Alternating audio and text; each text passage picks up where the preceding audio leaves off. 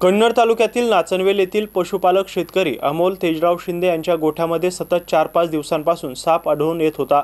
त्यामुळे कुटुंबीय भयभीत झाले होते।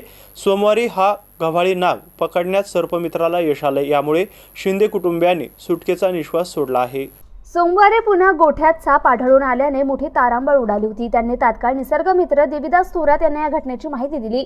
निसर्गमित्र थोरात यांनी तात्काळ सर्पमित्र अल्ताफ मदारी यांना भ्रमणध्वनीद्वारे माहिती दिली। मदारी तात्काळ नाचनवेल येथे पोहोचून 1-1.5 तासाच्या प्रतीक्षेनंतर गव्हाळी नाग पकडण्यात त्यांना यश आले। यामुळे शिंदे कुटुंबियांनी सुटकेचा निश्वास सोडला। त्यानंतर सर्पमित्र मदारी यांनी नाचनवेल आडगाव येथील डोंगर परिसरात सापाला सोडून दिलं। नाचनवेल येथील शेतकऱ्यांनी त्याचे कौतुक केले आणि आभार मानले। आपल्या परिसरात कुठेही साप आढळल्यास त्याला न मारता माझ्याशी संपर्क करा, मी त्याला सापास पकडून सुरक्षित ठिकाणाच्या डोंगरदऱ्यात सोडून देऊन त्यास जीवनदान देण्याचे आवाहन सर्पमित्र अल्ताफ मदारी यांनी केले। यावेळी शेतकरी अजब सिंग राजपूत, अमोल शिंदे, समाधान शिंदे, करण राजपूत, ओम शिंदे, कौतिक शिंदे, सुनील पिंपळे, सोपानराव शिंदे, देविदास थोरात उपस्थित होते। Devidas Thorat, MCN news, Nachanvel, Kannad. कन्नड तालुक्यातला नाचनवेल या गावचा शेतकरी असून माझ्या शेतात 3 दिवसापासून साप राहत होता।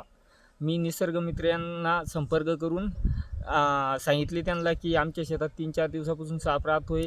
त्यांनी सर्पमित्र यांना संपर्क साधून त्यांना तत्काळ इथे बोलवलं आणि तो साप धरून आम्ही डोंगरात नेऊन सोडवला।